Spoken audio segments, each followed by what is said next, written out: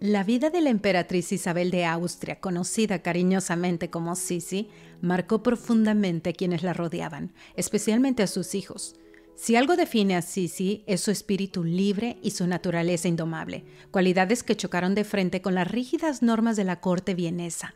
Pero más allá de la emperatriz, fue una madre con emociones profundas, decisiones difíciles y un corazón lleno de amor, aunque a veces ese amor parecía estar envuelto en dolor y tragedia.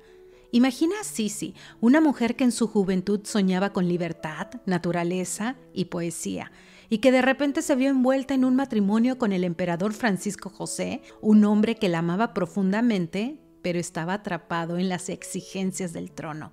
Al principio sus hijos debieron haber sido una luz en su vida, un momento de alegría y esperanza, pero las cosas no fueron tan sencillas, y su relación con ellos se vio marcada por las imposiciones de su suegra, la archiduquesa Sofía, quien tomó el control total de la crianza de los pequeños.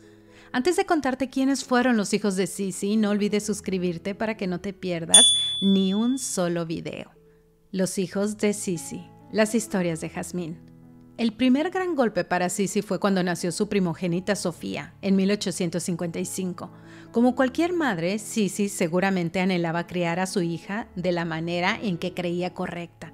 Pero Sofía, una mujer fría y controladora, decidió que ella tenía más derecho que Sisi a encargarse de la educación de la niña.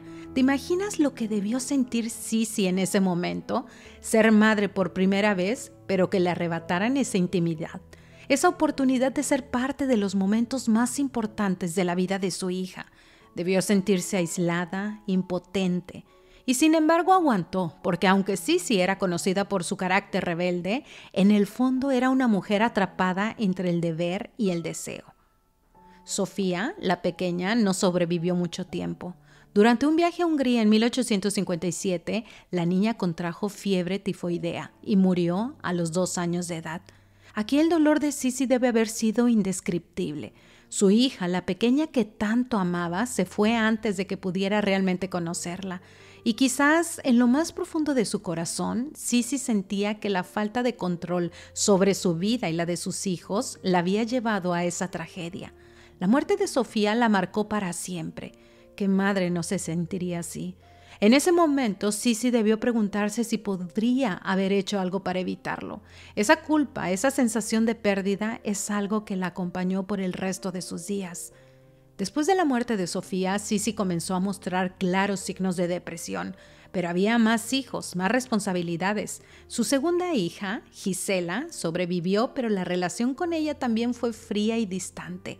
No por falta de amor, sino por una distancia emocional que Sisi, quizás sin darse cuenta, estaba construyendo para protegerse del dolor. Sisi, a pesar de su belleza y poder, era humana, con miedos profundos y heridas emocionales que nunca sanaron del todo. Y luego llegó Rodolfo, su único hijo varón. Para Sisi, Rodolfo fue un rayo de esperanza, una oportunidad para hacer las cosas de manera diferente, para ser la madre que no pudo ser con Sofía y Gisela. Sin embargo, desde el principio las tensiones políticas y la influencia de Francisco José hicieron que su relación con Rodolfo también fuera complicada. Aún así, Sisi sentía un profundo cariño por él. Rodolfo era inteligente, sensible y se veía abrumado por las mismas presiones que atormentaban a su madre. La rigidez de la monarquía, las expectativas sociales y un destino que él no había elegido, pues él era el heredero y como tal estaba siendo educado.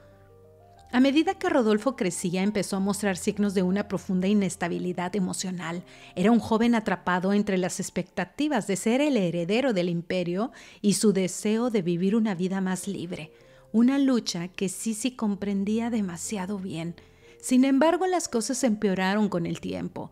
Rodolfo estaba casado con la princesa Estefanía de Bélgica, pero su matrimonio era infeliz y Rodolfo buscó consuelo en otras mujeres, en la política liberal y lamentablemente en el alcohol. Y entonces llegó el fatídico día de 1889, cuando Rodolfo fue encontrado muerto en Mayerling, junto a su amante, María Betzera. Ese evento fue devastador para Sisi. La tragedia de Mayerling, la muerte de su único hijo, fue el golpe final que destruyó cualquier ilusión de felicidad que le quedaba. Como madre, Sisi debió preguntarse una y otra vez qué había salido mal.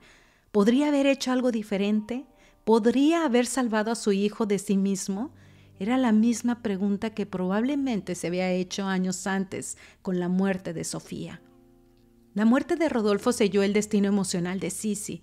A partir de ese momento se sumergió en una profunda tristeza que nunca abandonó. Viajaba constantemente buscando alivio en la soledad y la distancia. Cargaba con la culpa, con el dolor de haber perdido a 2 de sus hijos y con la angustia de no haber sido la madre que deseaba ser. Quizás en el fondo siempre se sintió una extraña en su propia vida, incapaz de encontrar un lugar donde realmente pudiera ser ella misma, y mucho menos una madre a la altura de las expectativas.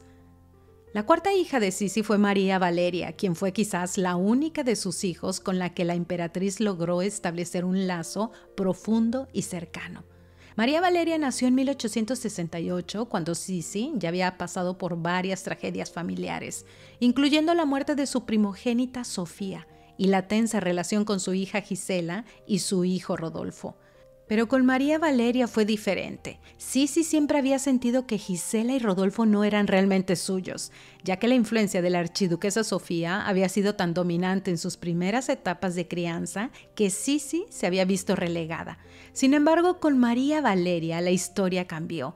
Esta hija, a quien ella llamaba cariñosamente su niña húngara, fue criada bajo sus propios términos. Sisi decidió que esta vez no permitiría que la apartaran de su bebé y se dedicó completamente a su crianza.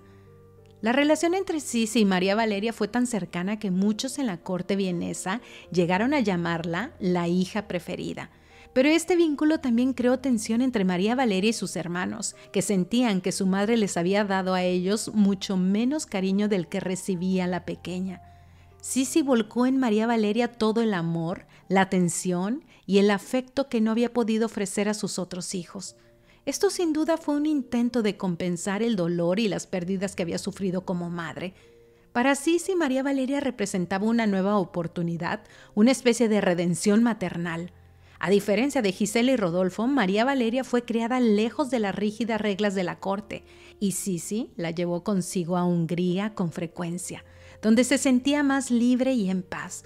Fue en Hungría donde Sisi había encontrado algo de consuelo en medio de sus tormentos emocionales y quiso que su hija también compartiera ese espacio especial con ella. Sin embargo, esta relación tan estrecha con su madre también tuvo su lado negativo para María Valeria.